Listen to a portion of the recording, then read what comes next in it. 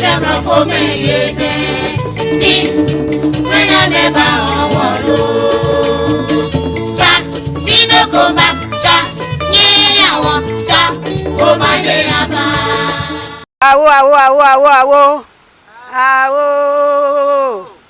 awo agbai brekucho esu na bwana manyo manya ade bankwoto awo awo awo agbai brekucho esu na bwana manyo manya ade bankwoto awo awo awo agbai brekucho esu na bwana manyo manya ade bankwoto mawo koko enwe ayo anyaga srobi. If you really want to talk about the late President Rawlings in the context of Ghana politics, one wouldn't know where to begin from and where to end. Because you are being asked to talk about an institution that has a magnificent impact on the lives of not only the ordinary people, but by and large the entire population of Ghana and beyond the frontiers of Ghana as well.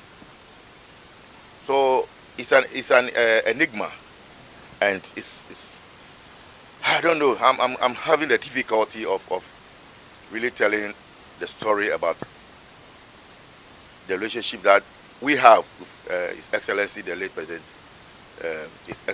President, Rawlings, dating back from 1982.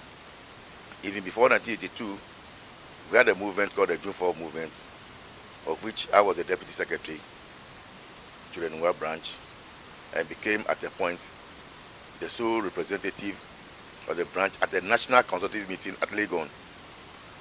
And an agenda was set. We culminated that meetings with farming activities before the advent of the 31st December Revolution. I played very leading roles, and I can fervently remember clearly about my personal education, where he had to make sure that I was sent out of the country on several occasions, one to Bulgaria, one to the Soviet Union, and other destinations. Came back and made sure I was entered into the Ghana Institute of Journalism to do special reporting course on economics. He again ensured that I was sponsored to the Cape Coast University Cape Coast University to undertake a course in book writing, and many other things that he did for my life. And I think that I owe him a great deal of gratitude. Beyond that,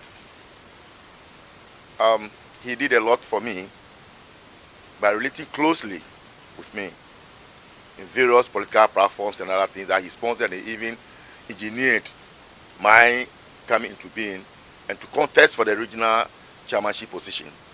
And he boldly came out in the national media about the support that he had for me.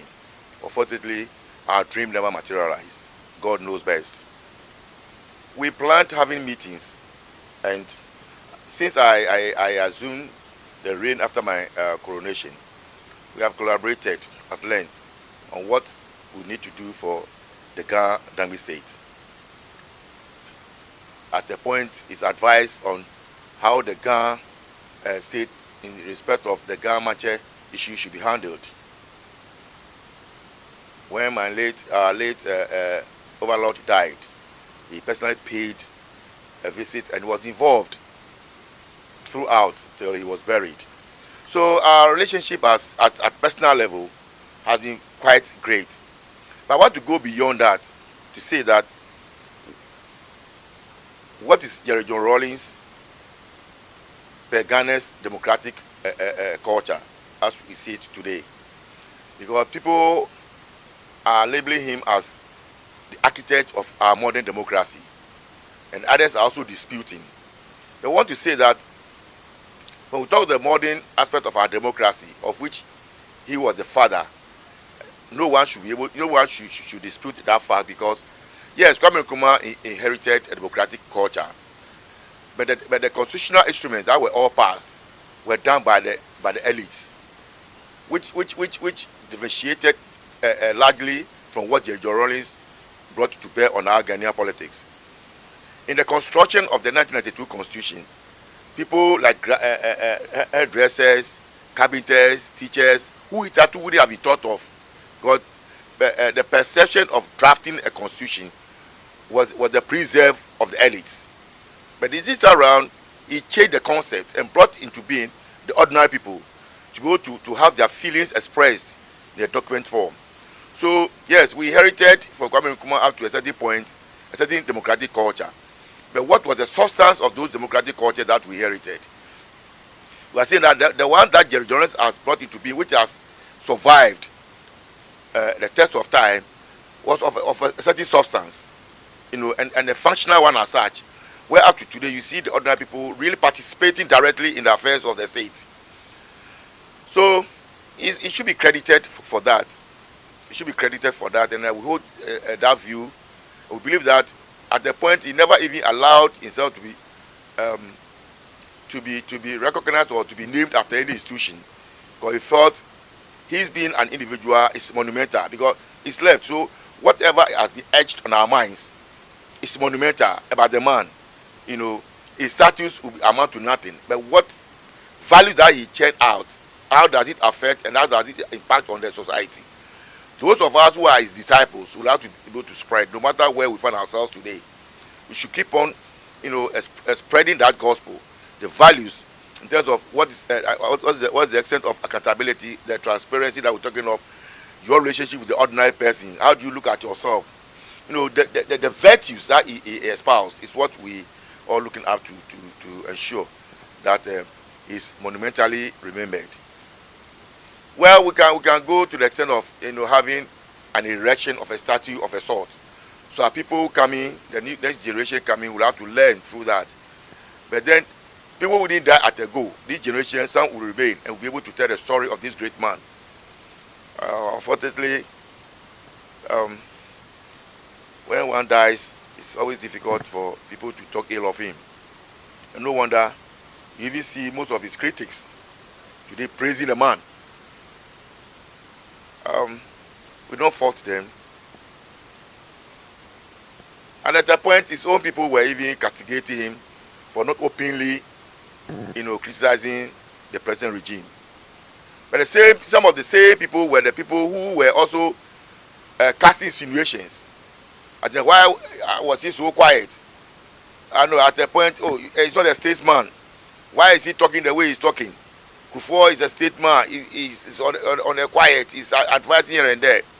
So when the man decided to listen to wisdom, to listen to reason, that as a former president, he had to also support the regime. And he started to support. He started having the same, the same situations being cast at him. But all the same, it's human. Jerry can't be perfect. That's why today we hear people coming from the other side claiming to be of the same blood. Coming from his blood. Today I even saw the picture or the image of a man who claimed to be one of the sons of John Rawlings, apart from the two ladies who are claiming.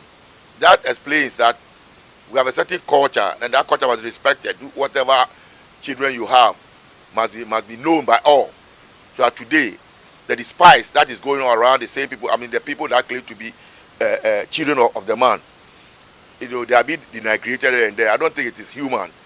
By our culture, by our tradition, we know as men, and by our practices of polygamous society, we should know that a man can go off his way out of wedlock to get other children.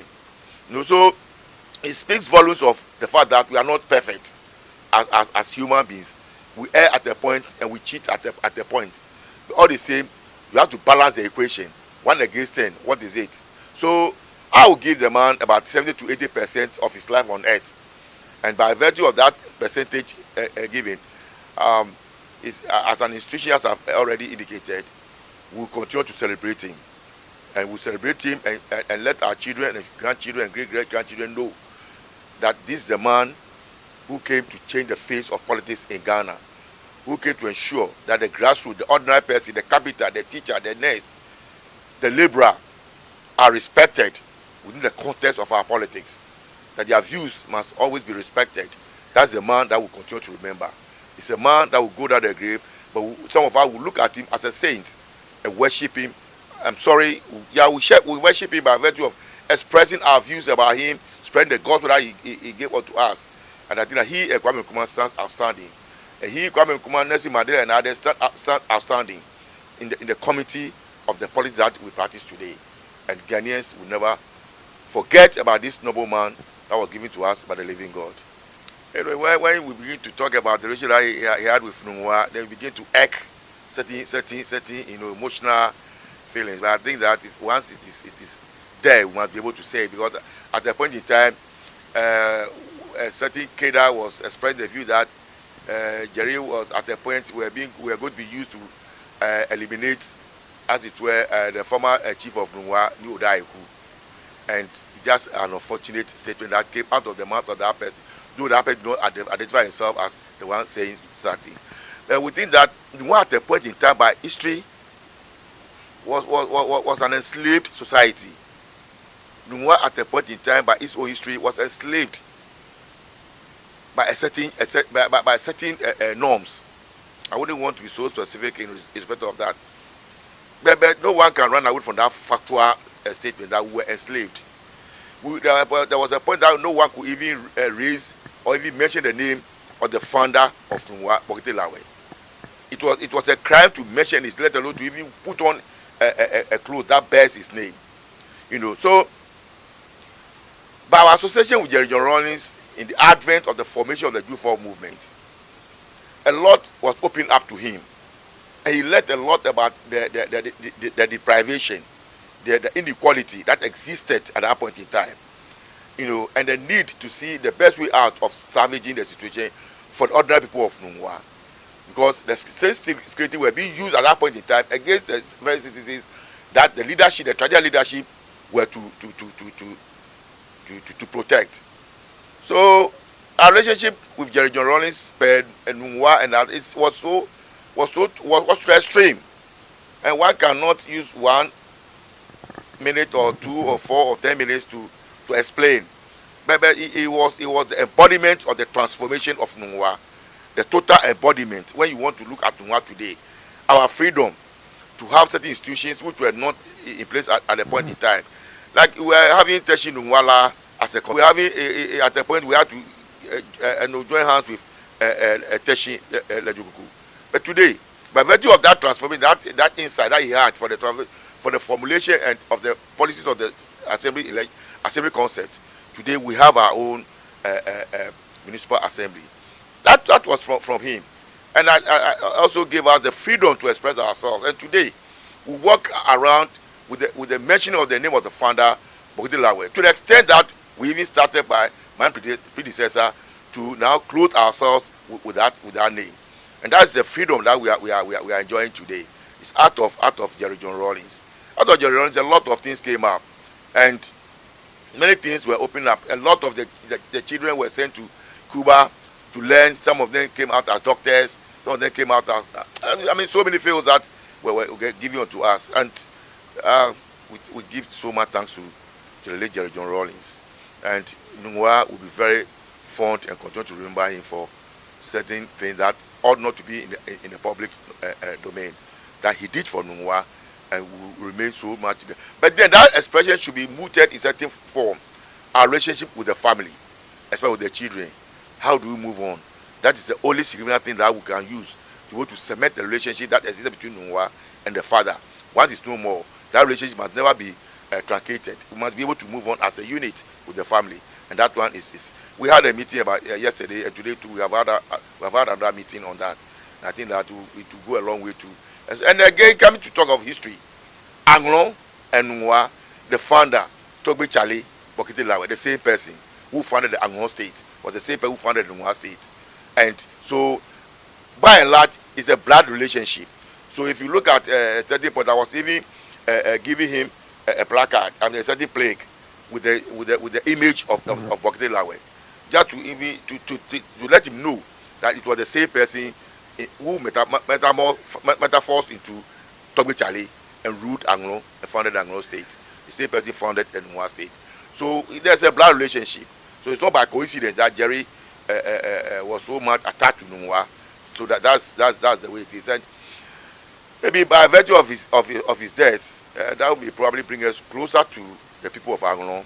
We've been having that relationship to the extent that we've been visiting Aneho, where we all have our navel, and this could probably bring us much closer to that point, and more will go. So, the relationship with Numwa is just vast, but that's the little that I can churn out for now. Jerry, on most of his platforms, when he had a chance to mount it, especially it's been challenging even people who so much believe in the Bible, so much believe in the Quran, that he believes so much in the traditional practice of unearthing or using what he termed as what they call it a certain, he gave it a certain, I've forgotten, just to unearth or to detect something wrong that has been done to a person.